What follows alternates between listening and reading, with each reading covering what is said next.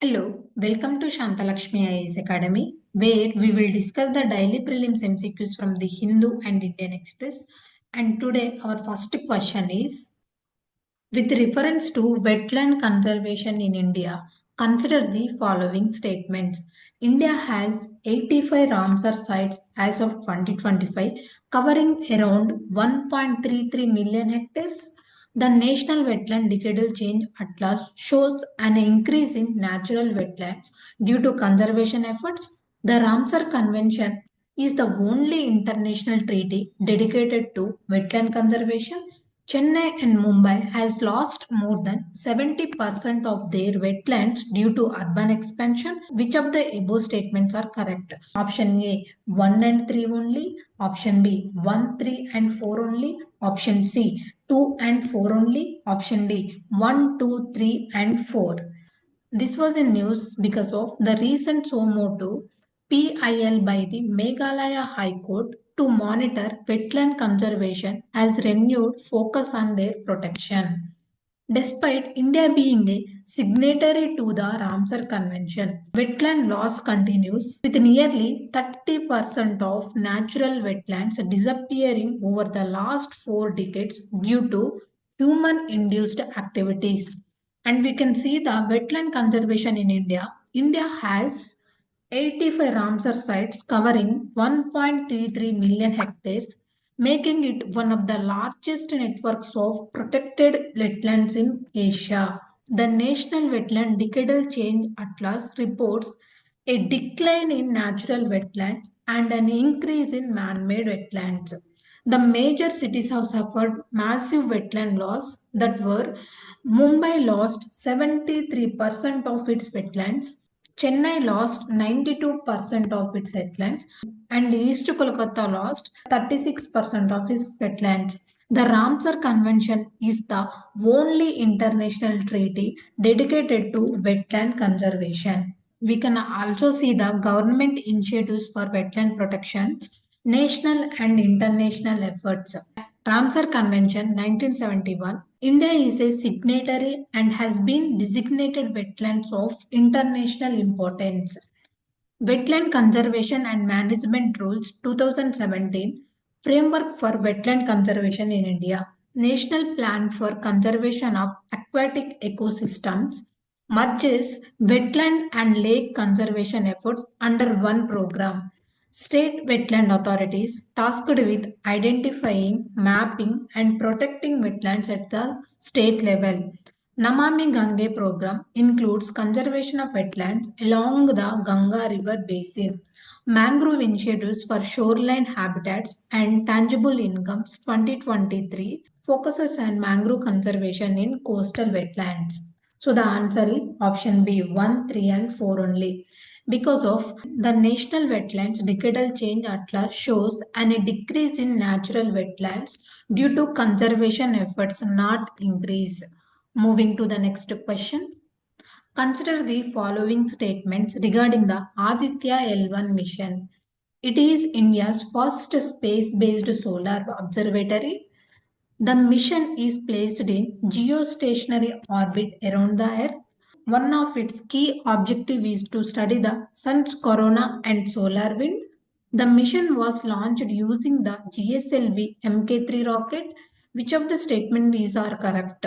Option A 1 and 3 only. Option B 1, 2 and 4 only. Option C 2 and 4 only. Option D 1, 3 and 4 only. Aditya L1 mission, India's first space-based solar observatory, has captured the first ever image of solar flare canal using solar ultraviolet image telescope. This breakthrough enhances our understanding of the sun's activity and space weather, crucial for predicting solar storms that can disrupt satellite communications, power grids, and space missions. About Aditya L1 mission, Aditya L1 mission was launched September 2nd, 2023. The launch vehicle was used for this mission was PSLV C-57. The main objective is India's first dedicated solar observatory to study the sun's outer layer and its impact on space weather. orbit placed in a halo orbit around the Lagrange point L1 about 1.5 million kilometers from Earth, ensuring an uninterrupted view of the Sun. The observation confirms the transfer of energy across different layers of the Sun's atmosphere that were photosphere, chromosphere, and corona. Because the mission is placed in halo orbit around the Earth, not geostationary orbit. The mission was launched using the PSLV C-57, not GSLV Mk3 rocket. Moving to the next question. With reference to India's GDP growth in the third quarter of 2024 to 2025, consider the following statements. India's GDP growth rate in quarter 3 2024 to 2025 was higher than in the same quarter of the previous year. Increased government spending and private consumption were the major contributors to GDP growth in this period. Exports grew significantly while imports declined due to the depreciation of the Indian rupee. Investment growth measured by gross fixed capital formation accelerated compared to the previous year.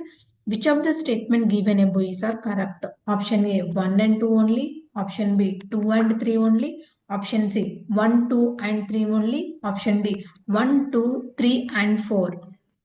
India's real GDP grew by 6.2% in quarter 3 financial year 2024 to 2025, marking a improvement from 5.6% in quarter 2 but significantly lower than the 9.5% growth in quarter 3 2023.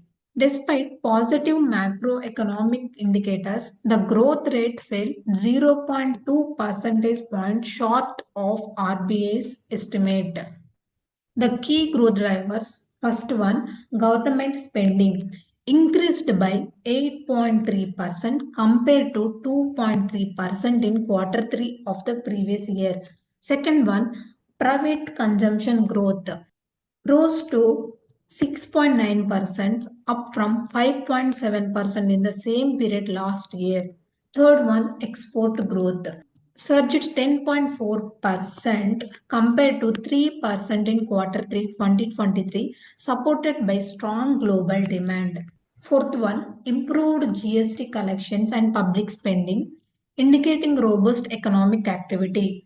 Investment growth slowed to 5.7% in quarter 3 2024 to 2025 compared to 9.3% in quarter 3 2023. And the main government response and policy measures were, first one, focus on capex and infrastructure. The Union Budget 2024 to 2025 increased capital expenditure allocation to 11 lakh crore, boosting infrastructure and employment. PLI, that is nothing but production linked incentive schemes expanded, encouraging domestic manufacturing. Second one, RBI's monetary policy stance. Repo rate remains unchanged at 6.5%, maintaining stability. Measures to control inflation while ensuring liquidity for business growth. Third one, export promotion and trade agreements. FTA negotiations with the UK and EU aim to boost trade competitiveness. PLA schemes for textiles, electronics, and auto sectors to promote global exports. Support for agriculture and rural economy. PM Kisan and Rural Employment Scheme expanded to boost rural demand. Focus on climate resilient farming to counteract monsoon uncertainties. The way forward of this topic was Chief Economic Advisor V. Ananta Nagaswaran outlined three key factors to achieve the 6.5% GDP target for financial year 2024 to 2025, requiring a 7.6% growth in quarter 4. First one, strong export performance. Continued global recovery and trade agreements could boost export demand. Second one, higher capital expenditure, increased public and private investments, particularly in infrastructure and manufacturing. Third one, boost in private consumption. Large scale events like Mahakumbh 2025 expected to increase tourism and spending. So the answer is B, 2 and 3 only. Because India's GDP growth rate in quarter 3 2024 to 2025 was lower than in the same quarter of the previous year, not higher. And the investment growth measured by gross fixed capital formation slowed compared to the previous year, not accelerated. Moving to the next question. With reference to the World Bank's report, Becoming a High Income Economy in a Generation, consider the following statements. The report states that India must sustain an average GDP growth rate of 7.8% over the next 2 decades to achieve high income status by 2047. The report emphasizes increasing total investments from 33.5% of GDP to 50% by 2035 to accelerate economic growth. Enhancing female labor force participation from 35.6% to 50% is one of the key recommendations in the report. The report draws lessons from countries like South Korea, Chile, and Poland to suggest pathways for India's economic transition. Which of the statements given above are correct? Option A 1 and 3 only, option B 1, 3 and 4 only, option C 2 and 4 only, option D 1, 2, 3 and 4. The World Bank has recently published a report titled Becoming a High Income Economy in Generation. As per the World Bank's latest report, Becoming a High Income Economy in a Generation, India has made remarkable economic progress over the past 2 decades, achieving an average growth rate of 6.3% between 2002 to 2024. However, to transition into high-income economy by 2047, India must sustain an annual GDP growth rate of 7.8%, the report says. The report outlines key policy areas where India must accelerate reforms, including investment, labor force participation, structural transformation, and regional economic development. It draws lessons from successful transitions of nations like Chile, South Korea, and Poland, emphasizing the need for deeper integration into the global economy. Challenges to achieving high income status.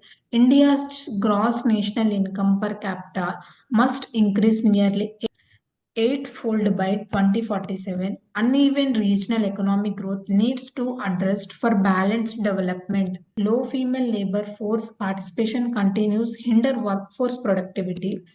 Investment rates needs to increase and productivity growth must accelerate to sustain long-term expansion. The key policy areas for high-income transition. First one, boosting investments.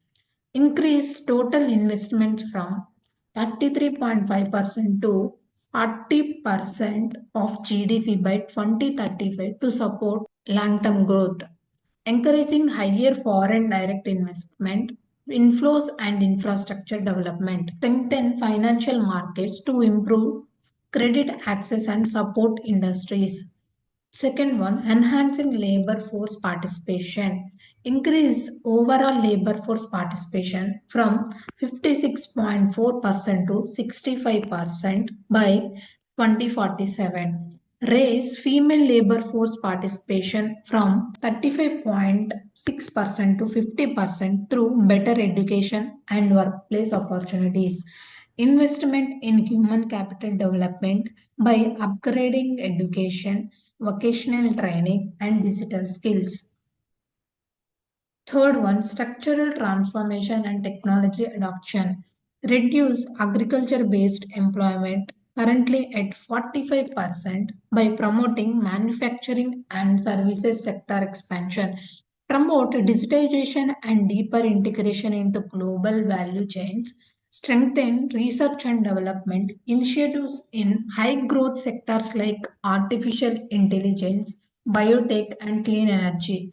enabling inclusive and regional growth, improve infrastructure, healthcare, and education in underdeveloped states, encourage developed states to strengthen business reforms and trade participation, foster state level policy coordination to minimize income disparities and enhance economic efficiency. The answer is option B, 1, 3, and 4 only, because the report emphasizes increasing total investments from 33.5% of GDP to 40% by 2035 to accelerate economic growth, not 50%.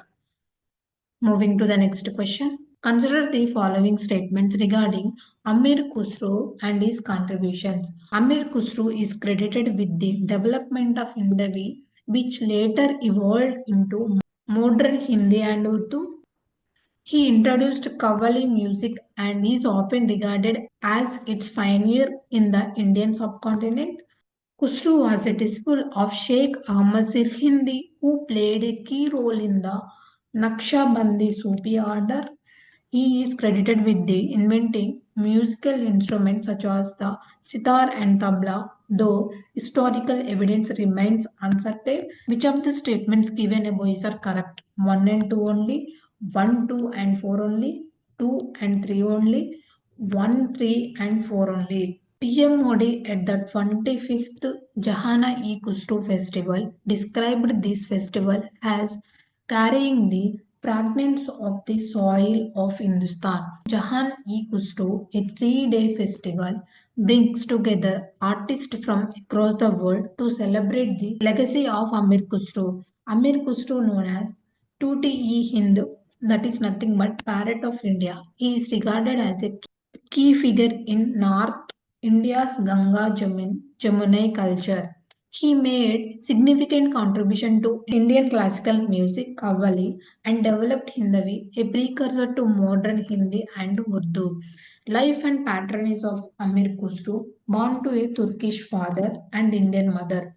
Khusro symbolized a fusion of Central Asian and Indian traditions, served as a court poet under 5 Delhi sultans, including Alauddin Khilji and Ghiyazuddin Tughlaq. A disciple of Sufi saint Nizamuddin Aulia, he balanced his role between royal courts and Sufi spiritual traditions. His Persian and Hindi poetry bridged elite and folk traditions, making him an enduring literary and cultural figure. Musical legacy of Amir Khusro, instrumental in shaping Indian classical music, credited with innovating Ghayal and Tarana, that is nothing but modern forms of Hindustani music, developing ragas and enhancing musical styles, and influencing Qawwali and a devotional Sufi musical forms, inventing the sitara and tabla. His ghazals and qawwalis remain popular in both Sufi dargahs and Bollywood. Enduring cultural influence, his verses continue to be recited as Sufi strains, symbolizing a spiritual devotion and love. Famous works like Chak Tilak and Jahal-e-Miskin and Sakal Ban Phul Rahi Sarson are widely performed, played a key role in shaping Indo-Persian traditions, reinforcing communal harmony through art and literature. So the answer is option B, 1, 2 and 4, because Khusru was a disciple of Nizamuddin Aulia, not Sheikh Ahmad Shirhindi. Thank you. This is the today session.